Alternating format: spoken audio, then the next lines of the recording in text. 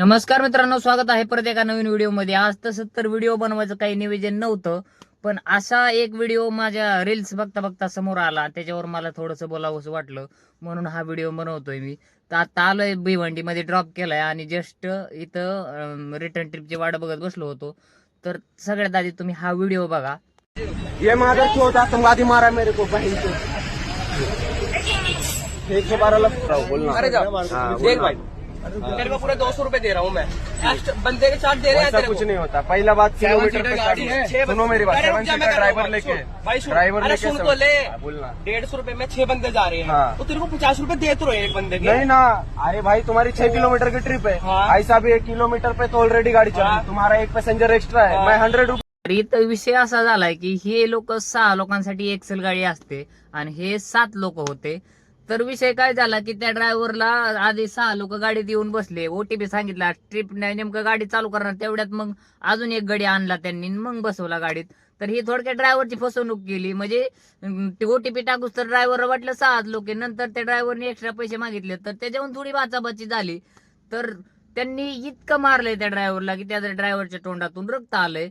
तर मला काय म्हणायचंय, हे जरा अति होत नाही का? पुणे पोलिसांना याच्यावर काय करावंसं वाटत नाही का? म्हणजे 100% तिथं पोलिस सुद्धा आलेत वाटतं, ट्रॅफिक पोलीस दिसतोय तिथं, पण यांना अशी शिक्षा झाली पाहिजे ना की ह्यांच्याकडे बघून परत कोणाची अशी ड्रायव्हर सोबत वागण्याची हिंमत झाली नाही पाहिजे। म्हणजे ड्रायव्हरला इज्जतच नाही राहिली, असा विषय झालाय। म्हणजे तुम्हाला सांगतो की बुवा, आणि मित्रांनो तुम्हाला सुद्धा सांगतो की बुवा, एक जास्त पॅसेंजर असेल ना किंवा कुठंतरी जरी खटकत असेल ना पॅसेंजर, तर व्हिडिओ रेकॉर्डिंग करा आणि लगेच जिथं आले तिथंच गोष्टी क्लिअर करीत जा। म्हणजे मी कितीतरी एक एक्स्ट्रा पॅसेंजर असलं ना तरी मी त्यांना जागेवर खाली उतरवतो, जमणारच नाही। कस्टमर 1000 रुपये एक्स्ट्रा द्यायला तयार झाला ना तरी बी नाही जमणार। तुम्हाला 2-4 व्हिडिओ सुद्धा टाकले असते, पण आता स्टॉक मध्ये नाहीत, असं नाही एखादा तरी टाकतो मी। तर विषय काय होतो की हे चालाकी करतात की बाबा, काय करतात, आधी समजा 7 इर्टिगा 7 सीटर असते, त्याच्यात 6 पॅसेंजर आणि एक ड्रायव्हर असा असतो। तर 6 लोकांसाठी इर्टिगा अलाउड, तर 6 लोक बसतात आणि ओटीपी टाकल्यावर मग ड्रायव्हर, काय बऱ्याच लोकांचा असा समज असतो की बाबा ट्रिप एकदा सुरू केली आपण की कॅन्सल करता येत नाही। तसं काही होत नाही भावांनो। तुम्ही सुरू केलेली ट्रिप जरी जागे एंड केली ना काही फरक पडत नाही। मी कितीतरी वेळा ट्रिप एंड केलेलं होतं, आणि हे एक्स्ट्रा पैसे मागायचं आणि हे हे नाटक करूच नका। म्हणजे हे तसं तर चुकीचं एक्स्ट्रा पॅसेंजर बसून घेणं, पण बरेच लोक करतात। एवढं बाचाबाचीपर्यंत जाऊनच नाही द्यायचं, रेकॉर्डिंग करायची व्हिडिओ। माझ्या गाडीमध्ये कॅमेरा आहे, मला पण असे नग नग भेटतात की बा आधी ओटीपी सांगायचा प्रयत्न करतात आणि मग बसतात गाडीत।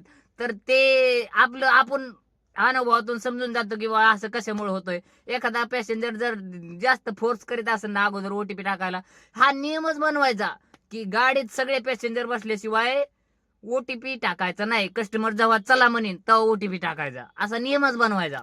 याच्यामध्ये कुठेतरी सिस्टीमची सुद्धा कमीपणा वाटतो का? तर असं ड्रायव्हर सोबत करायची हिंमत तेव्हाच होते जेव्हा ह्यांना कोणत्याच गोष्टीची भीती राहत नाही। म्हणजे एक तर ते चुकीचं काम करतात, एक्स्ट्रा पॅसेंजर घेऊन जाण्यासाठी फोर्स करतात, वरून ड्रायव्हरला मारहाण केली आहे त्यांनी। म्हणजे त्यांना सिस्टीमची काय भीतीच राहिली नाही की आपल्याला ह्या ड्रायव्हरला मारहाण केल्यावर काय शिक्षा होईल, काय होईल। म्हणजे बिनधास्तपणे ते नडतायत। तर तुम्ही त्या व्हिडिओत बघितला असेल ना, आता थांबा, आता ह्याच्यावर काय कारवाई होऊ शकते तुम्हाला दाखवतो ऐकून मी। एका टॅक्सी ड्रायव्हरला जर पॅसेंजरनी मारलं, इतकं मारलं की त्याच्या तोंडातून रक्त आलं, तर त्या पॅसेंजरवर काय कारवाई होऊ शकते? वैद्यकीय रिपोर्टच्या एमएलसी आधारे पोलिसांत एफआयआर दाखल केल्यास पॅसेंजरवर गंभीर दुखापतीचा गुन्हा नोंदवून त्याला 7 वर्षांपर्यंतची शिक्षा आणि दंड होऊ शकतो। 7 वर्षापर्यंतची शिक्षा आणि दंड, तर इतका गंभीर हा गुन्हा आहे। तोंडातून रक्त येणे, मारहाण करायला कस्टमरला जर काही प्रॉब्लेम असेल ना तर त्याने बिनधास्त पोलिसात कंप्लेंट करावी। टॅक्सी ड्रायव्हरवर हात उचलणं हा हक्क तुम्हाला दिलाय कोणाला? कोणी तुम्हाला? तुमचं जर कशाहून बाचाबाची होत असेल ना तर साधी शिवी देण्याचा हक्क सुद्धा कस्टमरला ड्रायव्हरला देण्यात आलेला नाही। तुम्हाला प्रॉब्लेम वाटतोय ड्रायव्हर मध्ये, कंप्लेंट करा। जास्त प्रॉब्लेम वाटतोय पोलीस स्टेशनला जाऊन कंप्लेंट करा। हाणमारी करायला तुम्हाला कोणी हक्क दिलावा?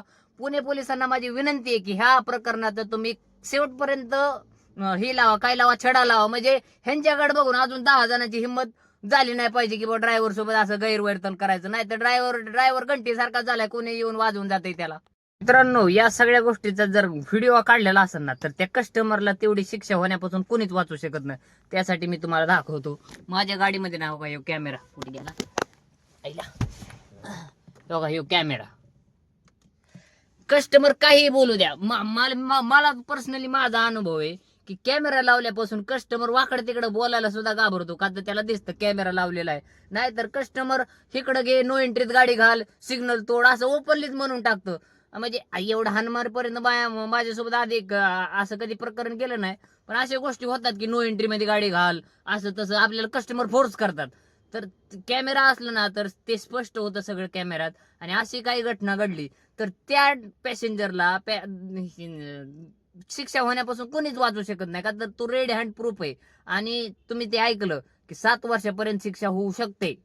म्हणून मी सांगत असतो की हा माझा मागच्या काचेचा कॅमेरा आहे, पण मला मागून खतरा नाही, आतून जास्त खतरा आहे. एखादा सुरेफिरी घेऊन यायचा आणि फेर ठेवायचा माझ्या नरड्याव. त्याच्यामुळं एक तर बारीक जीव आपला आयला का दिसेना कॅमेरा, 40,000 दिले तरी असं होते. पण असं हा बघा, हे मागच्या काचेचा कॅमेरा आहे, पण मागच्या काचेचा काढून मी आतमध्ये बसवलाय, का तर जास्त खतरा आपल्याला आतून आहे. आणि बऱ्याच लोकांचा असं समज आहे की एकदा आपण ओटीपी टाकला की आपण ती ट्रिप कॅन्सल करू शकत नाही. काही होत नाही भावांनो, आता तर पासची सिस्टीम आहे. आधी तरी 20% कमिशन कट व्हायचं. तुम्ही 1000 रुपयाची ट्रिप जागा वेंट केली ना, तरी तुमचा 1 रुपयाही कट नाही होत. तुम्हाला माहिती असं ना, आता पासची सिस्टीम आल्यापासून जेवढं कस्टमर कडून पैसे घेतं तेवढंच आपल्याला देतं. तर जरी जागा वेंट केली तर किती रुपयाची ट्रिप असू द्या, ती 90-100 रुपये एवढं बिल काढितं फक्त. आणि ती जागा वेंट केलं ना, ते 100 रुपये आपल्या अकाउंटला जमा होतात. म्हणजे असं कमिशन द्यायचं, जीएसटी काहीतरी कट होतं वाटतं 5-10 रुपये, पण तेवढं ठीक आहे. म्हणजे आपल्याला एवढं रिस्क घ्यायची गरज नाही. मी कितीतरी वेळा जागेवर ट्रिप एंड केल्या, तर एकदा तर कस्टमरने असाच चालाकपणा केला, जुनी गाडी होती तेव्हा, की बुवा बसले कस्टमर, आधी ओटीपी सांगितला आणि मग कस्टमर म्हणलं बसले, म्हणलं 4 लोकांसाठीच गाडी अलाउड आहे. ते मलाच शिकवायला लागले, नाही नाही आम्हाला सगळेच घेऊन जातात असं तसं. नाही नाही म्हणलं, उबर ॲप उघडा, तिथं कुठं दाखवलंय 5 लोकांसाठी गाडी अलाउड आहे. मला शिकवायला लागले, तर त्यांचं एक गोष्ट सुद्धा चालवून दिली नाही मी. जागेवर गाडी उभी होती, ते जागेवर ट्रिप एंड केली, त्याच्यात 90 रुपये दाखवले होते. मला ते 90 द्यावं लागते, तुम्ही ओटीपी कशाला सांगितला. 90 रुपये घेतले मग खाली उतरलं मी त्यांना. मग म्हणलं इर्टिगा बुक करा आता. कस्टमरला बिन्यासारखं काहीच कारण नसतं भावांनो. जर तुम्हाला अनकम्फर्टेबल वाटतंय तर 100% ती गोष्ट बोलून दाखवा, किंवा मध्येच तुम्ही ट्रिप एंड करू शकता. बऱ्याच लोकांचे असे गैरसमज आहेत किंवा कस्टमर ज्या रस्त्याने सांगत त्याच रस्त्याने घ्यायचं, किंवा म्हणजे म्हणजे अगोदर नवीन सुरुवातीला सगळ्यांसोबत हे होतं, पण आपल्याला अनकम्फर्टेबल गोष्ट वाटते ना, तिथं 100% ड्रायव्हरनी स्टँड घेतलाच पाहिजे. म्हणजे अगोदर मी सुद्धा असं कधी झोप आली तरी बळच गाडी चालवायचो, पण आता मी डायरेक्ट साईडला लावतो गाडी, कस्टमरला सांगतो 2 मिनिटं थांबा जरा झोप येते. नाहीतर म्हणजे म्हणजे मी ज्या गोष्टी भोगल्यात इथून मागं, त्या गोष्टी मला बी माहिती आहेत की ड्रायव्हर कुठली गोष्ट सहन करतात. आणि कसं होतं की बा सगळ्यांना माहितच नसतं असं नसतं, पण आपण स्टँड घेतला, कस्टमर म्हणजे कोण राजा नसतो. तुम्हाला सांगतो, तुमची रेटिंग चांगली असली ना, तर तुम्ही मध्ये उतरवलं कस्टमरला किंवा जागेवर ट्रिप एंड केली ना, कस्टमरने काही बी कंप्लेंट करू द्या, काही बी तुमचं उबर आयडी किंवा कोणी काय केलं तर पैन लागली, उबर कंपनी अनालिसिस करते. मी कितीतरी आतापर्यंत 5-6 कस्टमरला मध्ये जागेवर उतरून दिलेलं आहे. म्हणजे एकदा तर वारजा ब्रिजला मधोमधच उतरलं, वरच उतरलं. कस्टमर म्हणला खाली तरी उतरव, नाही म्हणलं वरच उतरव, तू खालपर्यंत चलत ये. म्हणजे ब्रिज वरतीच उतरवलं. म्हणजे तुम्हालाच शिकवत होता. म्हणलं नाही जमणार, तू खाली उतर, मग बघू आपण. तुम्ही एवढं सगळं माझं भाषण ऐकून असं वाटत असेल तुम्हाला की मी लई निगेटिव्ह ड्रायव्हर आहे, कस्टमर सोबत कायम भांडण करत असेल. तसं नाही मित्रांनो, मी प्रॉपर कस्टमरला प्रॉपर सर्व्हिसच देतो. हा बघा माझा आयडी 498 रेटिंग ही कोणाची बी नसते. पण कसं आहे की आपल्या गोष्टीसाठी आपण स्टँड घेतलाच पाहिजे. कस्टमरला मी कधीच एसी साठी प्रॉब्लेम देत नाही, किंवा माझ्या खड्ड्यात गाडी आदळली त्याच्यामुळे कस्टमरला कधी प्रॉब्लेम झाला नाही, असं कधी झालंच नाही. म्हणजे प्रॉपर कस्टमरला प्रॉपर सर्व्हिस मी बरोबर देतो. पण काही कस्टमर जरा अति करतात, त्यांना तिथं आपण स्टँड घेतलाच पाहिजे, असंच माझं म्हणणं आहे. ठीक आहे, चला असू द्या, जरा जास्तच भाषण झालं. आता भिवंडीमध्ये आलोय, इथं काय ट्रिप पडा नाही. किती वाजले, 10 वाजून 20 मिनिटं झालीत. आता पडते का नाही काय माहिती, बघू आता काय होतंय. पण ओके ठीक आहे, बघू आता कावा पडती. CNG वगैरे येतानाच भरलाय, बघू आता कसे मस्तपैकी नियोजन. हॅलो, काय करू, वाजन का नाही भिवंडी ते. भिवंडी एक काम करतो, आता नको लगेच निघू, हा थोड्या वेळाने काय कर, ठाण्याकडे ये. तेच मग म्हणजे ट्रॅफिक चेक कर पण अगोदर, कारण ते इथून कल्याण 12 किलोमीटर आहे आणि 30 मिनिटं कल्याणला दाखव नको जाऊ. आणि ठाणे 1 तास दाखवतोय. आता नको जाऊ ठाण्याला, आता गेलं तर आधा कलापूर पोहोचतो. बर लय जाम असतं आपल्याकडे नाही ठाण्याला. मला एक इथून माग 3-4 ट्रिपा पडलेल्या आहेत बरं का भिवंडीतून, पण डाऊट मध्ये लय लेट नको घरी व्हायला. हो हो, थोडा वेळ थांब. मला हम्म. ते आज घरी आपण वाजले आले एक लोणावळा वाजले होते 12 ते. नाही ते काय उचलले तर. पडन हा, मी काय लोड नाही घेत, निवांत आपलं टाटा संपत बसायचं. वा वा वा वा वा छान. आताच तुमचा व्हिडिओ बघितला, छान व्हिडिओ बनवला तुम्ही. फक्त आवाज माग पुढे झालाय. झालं होय. हा अख्ख्या व्हिडिओचा ते बी. आता जायला हे झालं वाटतं काय काय एक्सपोर्टला टाकून दुसरी ऍप्लिकेशन बघत बसतो रे. ते नाही नाही नाही नाही नाही तसं नाही करायचं. एक्सपोर्टला टाकून ते व्हीएन कट नाही करायचं. केलं. त्याच्यामुळे झालं मग आज हे भाऊ. हा राईट ती तसं नका करीत जाऊ. सगळा व्हिडिओ तुम्ही मस्त बनवताय, आवाज मागा पुढं करत होतोय फक्त. जमला. वा वा वा ते छान. कसं नाही करत. ओके करत नाही करत भाऊ. हे मोबाईल मध्ये बोट घालायची सवय लागली ना, एक्सपोर्टिंग होईपर्यंत दम निघत नाही. 2 मोबाईल वापरा गेला का ₹1,00,000 माणूस कमवतोय, तरी सुद्धा ते साधा आणि फोन, दुसरा पण फोन आहे, पण ते दुसरा फोन हातातून घेऊ वाटत नाही. अहो आयफोन घ्यावा, साधा काय वापरीत आहे.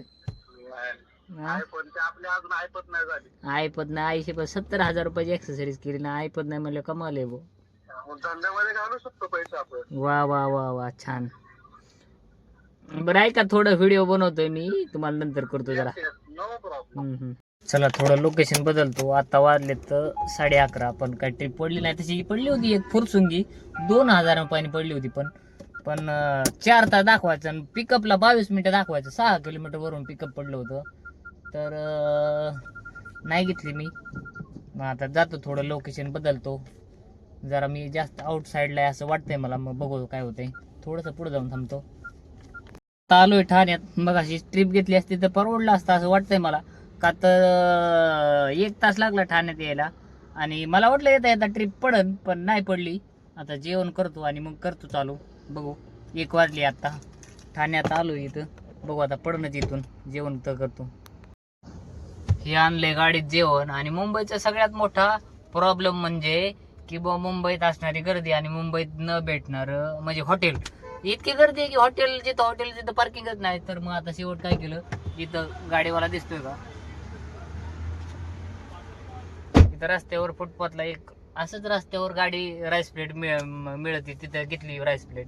मला हे सांगायचे पुण्यात अशी कधी वेळ आली नाही की बाबा रस्त्यावरून राईस प्लेट घेऊन खायची वेळ आली नाही कधी. पण मुंबईत असं भरपूर वेळा रस्त्यावर घेऊन गाडीत आणून खाल्लंय मी. तर म्हणजे सगळ्यात मोठा हा पण प्रॉब्लेम आहे मुंबईचा. मुंबईकरांसाठी हे रेग्युलर म्हणजे असं रुटीन असेल. पण पुण्यातून ज्या वेळेस आम्ही पुण्यात असं कधी होत नाही की बाबा गाडीत आणून खायची वेळ येते. आता जर मी गाडी सोडून जर तिथं बसून खायचा प्रयत्न केला तर इथं नो पार्किंग वाला माझी लगेच गाडी घेऊन जाईल. त्याच्यामुळे गाडीत येऊन खातोय मी. शेवट जेवताच आपल्याला पुण्याची ट्रिप पडलेली. कुठाली पडली ते सांगता यायचं नाही, पण पुण्याचीच पडली एवढं नक्की. का तर मॅपमध्ये बघितलं होतं मी, पुण्याकडचाच रस्ता दाखवला होता. तर ट्रिप पडली 2,000. तर जाऊया पिकअप करायला कस्टमरला. 3 किलोमीटर पिकअप आहे. जेवता पण तसं म्हणे 80% जेवण झालं तर 20% राहिलं होतं. पण ठीक आहे. पण ही असं पण होतं कधी कधी की नेमकं जेवायलाच बसलोय आणि तेवढ्यातच ट्रिप पडली. तर जावं लागतं आपल्याला अर्धवट जेवण टाकूनच. मस्तपैकी फूड मॉलला आलो. आणि आज काय विशेष आहे काय नाही, मला वाटतं मकर संक्रांतीमुळे सुट्टी असावी बहुतेक. एकदम रस्ता ठाण्यापासून इथपर्यंत मोकळा आहे, पुढं सुद्धा मोकळाच आहे. म्हणजे निघालो तेव्हा मला 3 तास 10 मिनिटं दाखवली फक्त, आणि इथून मला वाटतं 2 तासच दाखवतोय. तर म्हणजे भरपूर बऱ्यापैकी रोड मोकळा आहे. कुठं ट्रॅफिकला थांबण्याची वेळ आलीच नाही. तर चांगली गोष्ट आहे. 5 वाजेपर्यंत जातोय पुण्यामध्ये. आता इथं थांबलो, इथं बघू केव्हा येतात मॅडम.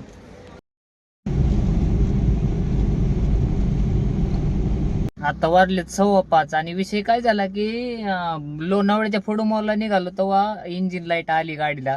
तर ती कशामुळे आली ते तसं तर मला माहिती कशामुळे आली, पण तरी बी तुम्हाला जरा उपाय दाखवतो मी की बुवा कशामुळे आली ती लाईट आणि कशी घालवायची. लोणावळ्याच्या फूड मॉलला येईपर्यंत गाडी एकदम व्यवस्थित होती आणि लोणावळ्याच्या फूड मॉलला गाडी बंद केली, परत सुरू केली की परत इंजिन लाईटच गेली नाही. तर अशा वेळेस काय होतं, सगळ्यात आधी तुम्हाला घालून दाखवतो ही लाईट. तर सगळ्यात आधी गाडी बंद करायची, अशी चावी काढून घ्यायची हातात, 2-3 सेकंद थांबायचं आणि परत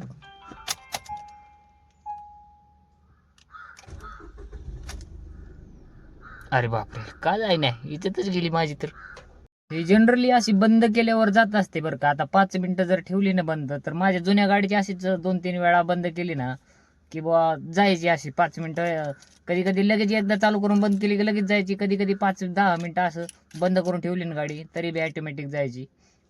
5 मिनिटं बंद ठेवली गाडी पण तरी बी काय लाईट जाय नाही. आणि मेकॅनिकला फोन लावला होता, मेकॅनिक म्हणलं स्कॅन करून बघावं लागेल काय विषय झालाय. कालच गाडीची सर्व्हिसिंग केली तर तिथंच काहीतरी सेन्सरवर पाणी वगैरे मारण्यात आलेलं असेल त्याच्यामुळे तसं होतंय. तरी बी मी वॉशिंग करताना त्या जो गाडी देतो ना त्याला सांगतो इंजिन मध्ये पाणी नको आणू, का तर सेन्सर गाडी असतात आपल्या आणि इंजिन मध्ये पाणी गेलं की मी ते असे प्रॉब्लेम येतात. आता आमचा रेग्युलर मेकॅनिक आहे तो आता हे 1 मिनिटात क्लिअर करून देईन, पण तिथपर जायचा हेल्पाटात आहे ना. का तर मित्रांनो तुम्हाला सुद्धा सल्ला राहीन की बुवा जर तुम्ही नवीन माणसाकडे वॉशिंगला गाडी देताय ना तर त्याला सरळ सांगायचे की तू फक्त बॉडी वॉश आणि आतून वॉश कर, इंजिनला पाणीच नको मारू. का तर नाही पाणी मारल्याने इंजिन खराब होत नाही, पण जर पाणी इंजिनच्या सेन्सरमध्ये गेलं कुठं काय झालं ना तर असे कुठाने होतात. नवीन गाडीला इंजिन लाईट आली आणि कालच गाडीची सर्व्हिसिंग केली, तर आता बघू काय होतंय. माझ्या जुन्या गाडीला बी अशी इंजिन लाईट यायची बरं का, पण ती अशी बंद करून चालू केली ना की लगेच जायची. कधी कधी नसली जात तर 5 मिनिटं गाडी बंद ठेवली की ऑटोमॅटिक जायची. पण ही जी काय जाय नाही, आता बघू काय विषय होतोय, मेकॅनिकला दाखवतो. मला वाटतंय गाडी पेट्रोल बी खाते, म्हणजे दाखवते सीएनजी वर गाडी आहे पण गाडीचं पेट्रोल ब्लिंक करायला लागलंय. गाडीत चांगलं 500 रुपयाचं पेट्रोल होतं, एक गाडी होती म्हणजे काल परवा दिवशीच एक गाडी कमी झाली आणि लगेच गाडी ब्लिंक करीत नाही, तर आता ब्लिंक करायला लागली. तसं म्हणा या सीएनजी बी कमी झालाय बरं का, पण सीएनजी गाडी झाली सीएनजी बदल्यापासून 221 किलोमीटर आणि 3 गाड्या अजून शिल्लक आहेत आणि भरपूर ट्रॅफिक लागले. तसं मला मी भरला होता ऐरोलीमध्ये सीएनजी, त्याच्यावर भिवंडीला गेलो, भिवंडीतून ठाण्याला गेलो, ठाण्यातून इथं आलोय तरी बी 3 गाड्या सीएनजी शिल्लक आहे. तर मला काय समजा नाही नेमकं, गाडीने मला वाटतं पेट्रोल वळलंय आणि गाडी सगळी सीएनजी वरच चालली, म्हणजे दाखवते सीएनजी वरच आहे पण पेट्रोल ब्लिंक करायला लागले. याच्यामुळे मला पण डाऊट येतोय. आता जातो मेकॅनिक कडे काय म्हणताय, इथं लोकलला दाखवतो एकदा, जर नाही जर जास्त खर्च असला तर आपल्या रेग्युलर मेकॅनिक कडे जातो, बघतो आता काय होतंय. गॅरेजला जाण्याच्या अगोदर महान मेकॅनिक श्री विकास शेट्टी यांना 10 वर्षाचा गाडीचा अनुभव आहे, यांना दाखवा. बघू आता दम किती आहे, दम बघू आपण होतंय का नाही नीट.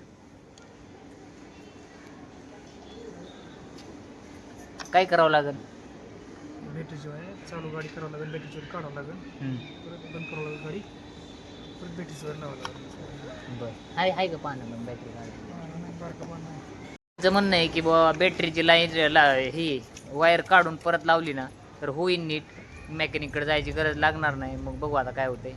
साईड लावू ना, इंजिन लाईट काय जाय नाही. साईड लावू. शेट्टी यांच्या 5 मिनिटाच्या प्रयत्नानंतर, अथक प्रयत्नानंतर लाईट गेलेली आहे. या गोष्टीवर टाळ्या झालेल्या पाहिजे. 10 वर्षाचा अनुभव उगाच व्हायला नाही गेला. काय केलं काय केलं सांगा, अरे काय केलं ते सांगाय फक्त. संध्याकाळी हो का ही टोपण घेऊन जाय ना मी, हो ही काय केलं सांगा लवकर. ह्या माणसाची 6 महिन्यापूर्वी गाडी बोसेला बंद पडली होती, ती टोपण दिलं झालं तर मला फोन आला काय आणि ह्याला काय केलं, मी कमी सांगू मग, ही पिन काढू बशी मला माहिती ना.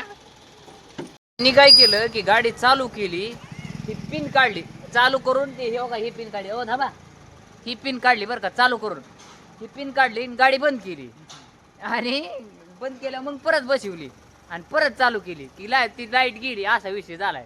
आणि मी पण मगाशी ती पिन काढली होती पण बंद करूनच काढली, बंद करूनच खोचली, त्याच्यामुळे काय फरकच नाही पडला कोणाला बी. नाही तुम्हाला बी आता ती कसे कावळा बसायला फांदी तुटायला असा विषय झालाय, नाही तुम्हाला बी काय ढेकळ कळत नव्हतं.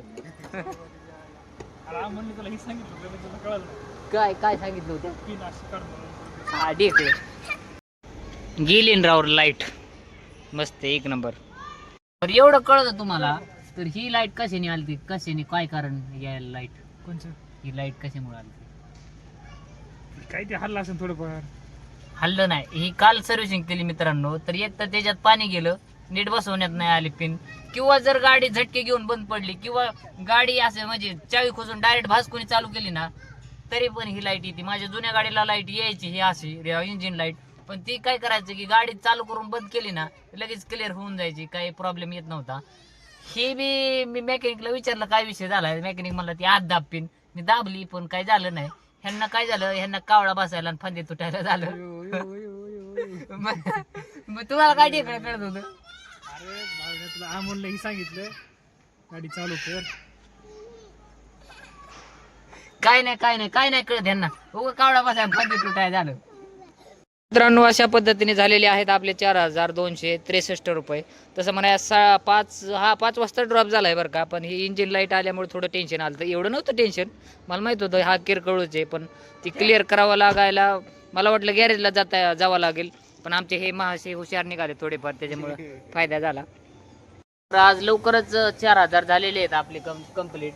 आणि मला हे म्हणायचे की जे जुगाड लावून काम करतायत किंवा जे वेंडरला कोण अटॅच करून गाड्या चालवत आहेत, तर उगाच वेंडरला मोठं करू नका. आम्ही कुणालाच वेंडरला कनेक्टर नाहीत, कशालाच कनेक्टर नाहीत, तरी बी 4-5 हजार आरामशीर दिवसात करतो.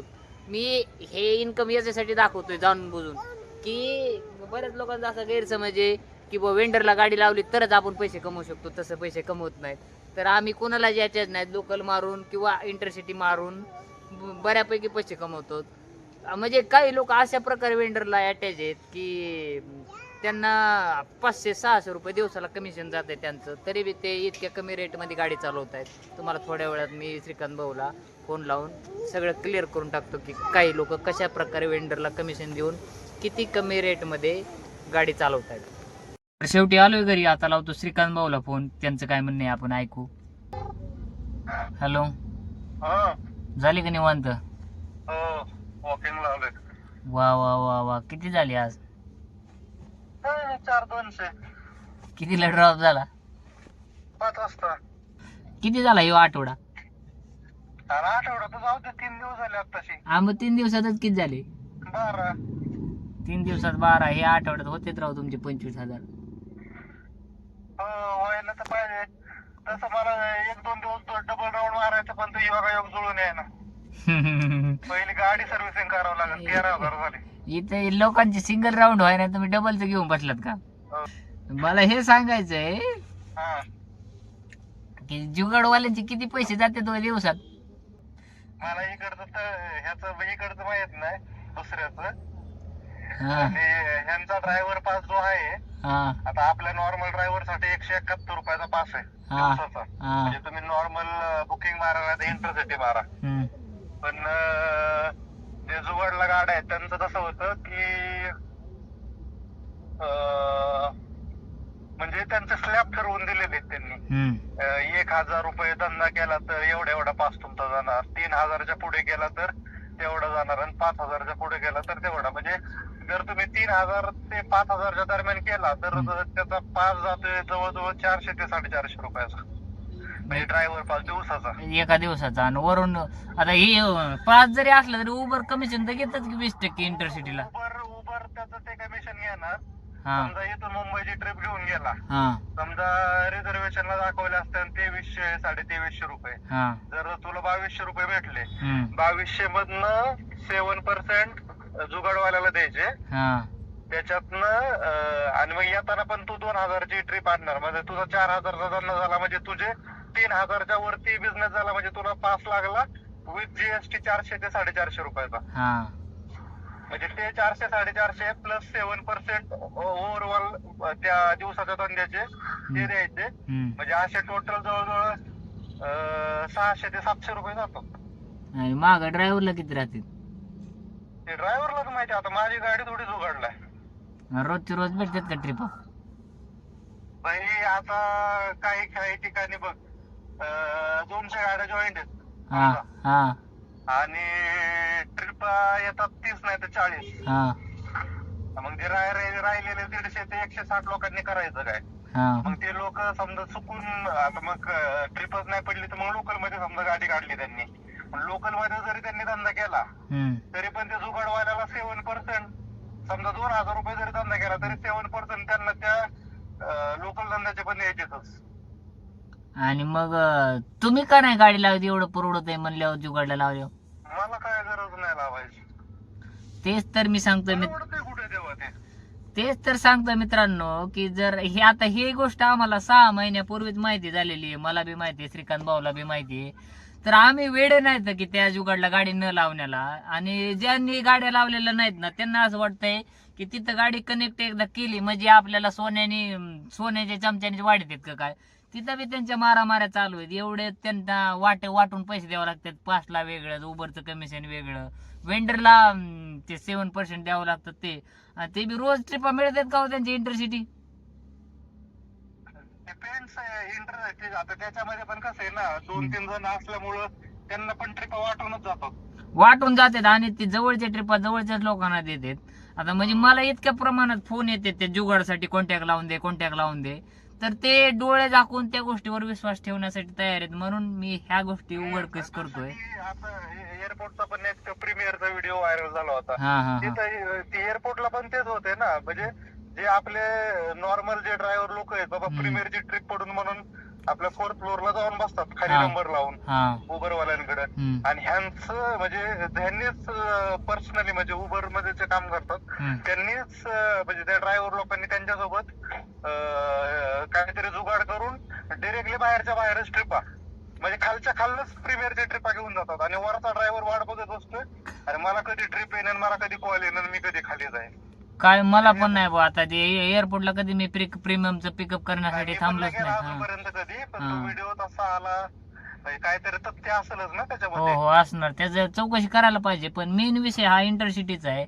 आणि लोकांचं कसं आहे की आता म्हणजे विषय काय आहे मित्रांनो, की त्यातून जे लोक बाहेर पडलेत ना, आता माझे 2-3 मित्रांनी, मी सुद्धा पर्सनली त्या जुगाडवाल्याला गाडी लावली होती, एकच ट्रिप मारली. मला त्यांची सगळी सिस्टीम माहिती आहे की बा ते इतकं बी परवडेबल नाही जितकं लोकांचा समज आहे. आणि ज्यांनी गाड्या लावलेल्या आहेत ना त्यांच्याशी बऱ्यापैकी लोकांना मी कॉन्टॅक्ट केले की बा परवडत आहे का, तर त्यांचं बी असं म्हणजे असं म्हणणं नाही की बा लयच परवडत आहे. पण ती कसं आहे की बा लोकांचं लोकल करायचं जीवा येतं म्हणून तिथं गाड्या त्यांनी कनेक्ट केलेल्या आहेत. पण त्यांचं बी असं जर फीडबॅक ऐकला ना, आम्ही विचारलं ना लावू का बा, तर ते बोलतायत तुमचे असेच एवढे पैसे होत आहेत, तर असं लावून बी तुमचे काही वाढणार नाहीत, त्यापेक्षा कमीच होणार आहेत. होय श्रीकांत भाऊ, किती होते त्यांचे पैसे? त्याचं कसं आहे, म्हणजे गाड्या कुणी लावल्यात माहिती का, त्यांना कामच भेटत नाही मार्केटमध्ये. म्हणजे आता माझं जर बघितलं तर माझं रेटिंग 4.97, ऍक्सेप्टन्स रेट पण चांगला, आणि कॅन्सलेशन काहीतरी 2-3% आहे. तर मला इथं ज्यावेळेस मी सकाळचं इंटरसिटी साठी बसतो, किती पण गाड्या असू दे मला काय फरक पडत नाही. कारण उबर पण कसं, लोकांना समजा एका ठिकाणी 10 गाड्या आहेत, तर त्या 10 गाड्यांमध्ये जरी इंटरसिटी कोणी म्हणजे सगळी इंटरसिटी करणारे असली, त्याच्यामध्ये पण मग प्रोफाईल ते पिचिंग करतं. म्हणजे ज्याचं प्रोफाईल चांगले त्याला पहिल्यांदा ट्रिप टाकतं. आठवड्यात तुम्ही किती वेळा मुंबईला जाऊन येत आहे? 4-5 वेळा तर पडतेच मला. कसं निघतो सरासरी आठवडा तुमचं? आठवडा काय माझं तर टार्गेट तसं 5,000 असतं, पण मग कधी कधी नाही होत. तरी मिनिमम 25,000 तरी.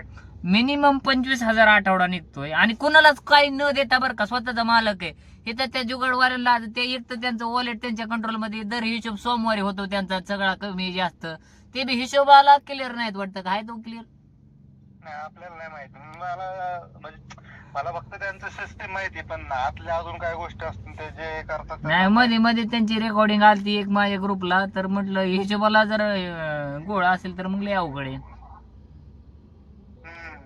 पण मला हे सांगायचंय की बा आता जे लोक त्यांच्या जॉईन करण्याचे नियोजनात आहेत त्यांनी जरा मार्केटमध्ये रिसर्च करा.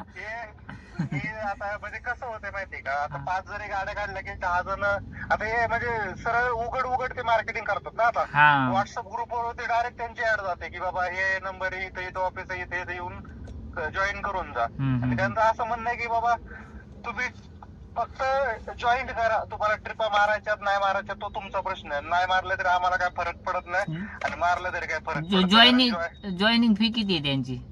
3,000 ते 5,000 आहे वाटतं, जसं सापडेल तसं घेतात. 5,000 जॉईनिंग फी द्यायची, आणि सोडायची वेळेस काय देतात, माघारी देतात का ते नाही माहिती, पण बोलतात वाटतं कितीतरी पर्सेंटेज भेटतील. आता तूच काढली गाडी, तुला माहिती आहे ना? मला माहिती आहे ना. मी का काढली गाडी की ते काय करायचे, मुंबईचे आयडी ट्रान्सफर करायचे, म्हणजे आपली पुण्याची लोकलमध्ये गाडी असा म्हणजे आपण चालवतो ना, पुण्यात आपण गाडी चालू केलं की लोकलच्या ट्रिपा पडत आहेत आपल्याला. त्यांच्या वेंडरशिपला गाडी जॉईन केली की ती मुंबईची आयडी ट्रान्सफर करायची, रिझर्वेशन पुण्यातून मुंबईला तर मिळायच्या, आणि मुंबईत आपला आयडी चालू केला की आपल्याला मुंबईच्या लोकल पडायच्या. त्याच्यामुळं रिटर्न जर यायचं म्हटलं आपल्याला तर आपल्याला ती रिझर्वेशनच घेऊन यावं लागायची. आपल्याला डायरेक्ट ट्रिप वाजत नसं का, तर डायरेक्ट आपण चालू केला तर मुंबईमध्ये लोकलच्या ट्रिपा पडायच्या. तर तसा विषय राहायचा. आणि पुण्यातून मुंबईला तर माणूस आरामशीर जायचा, पण मुंबईतून रिटर्न फिरत नव्हता. तर असा विषय होता. आणि रोजचे रोज बी त्यांच्या ट्रिपा नव्हत्या, त्याच्यामुळे मी गाडी काढली. पण लोक त्याच्या मागं फारच वेळे झालेत, म्हणून म्हटलं जरा ह्या गोष्टी जरा बाहेर काढाव्यात. तर म्हटलं श्रीकांत भाऊचा असा बी 25,000 रुपये आठवडा निघतोय. त्यांच्या पावलावर पाऊल देऊन आम्ही सुद्धा आघाडी मारतोय, पण आता त्यांच्याशी कॉम्पिटिशन करू शकत नाही. तर आम्ही नाहीत लावित, याला काहीतरी कारण असेल ना. आता श्रीकांत भाऊ ही गोष्ट माहित होऊन तुम्हाला किती दिवस झालं ह्याची जुगाडची? जसं ते चालू झालंय तसं मला माहिती. तरी किती महिने? 3-4 महिने झाला असेल ना, मला वाटतं चालू झालेले. 4-5 महिने. 3-4 महिन्यापासूनच बुकिंग येत नाही. जसं पहिलं येत होतं रिझर्वेशन तसं. आता तर प्रीमियरच्या ज्या एअरपोर्टच्या बुकिंग असतात ना 500-600 वाल्या, त्या पण येत नाहीत. त्या पण ह्यांच्याकडे चालल्यात. मला पण 3-4 महिने झालं माहिती, म्हणजे आमच्या दोघांना जवळजवळ सोबतच माहित झालं की असा असा विषय चालू आहे. तर त्यावेळेसच आम्ही जॉईन करण्याच्या नियोजनात होतो. तर इतक्या दिवसानंतर आम्ही जॉईन करीत नाहीत 6 महिने होऊन पण. तर त्याच्या मग काहीतरी कारण आहे ना. आमच्या तर लगेच मित्रांनीच गाड्या लावलेल्या होत्या, त्यांना लगेच कॉन्टॅक्ट करून आम्ही जॉईन करू शकत होतो, पण नाहीत करत. याच्या मग काहीतरी कारण आहेत. आणि एवढंच सांगन की ज्यांना जॉईन करायचं नियोजन आहे ना त्या गाड्यांना, त्यांनी जरा मार्केटमध्ये रिसर्च करा. आपला दिवसात खर्च किती होतोय, गाडी रनिंग किती होणार आहे, आणि आपल्या ट्रिपा कधी कधी किती टायमिंगला मिळणार आहे, याचं जरा रिसर्च करून मग गाडी लावा. एवढं सांगतो. धन्यवाद. व्हिडिओ आवडला तर लाईक शेअर सबस्क्राईब नक्की करा. धन्यवाद.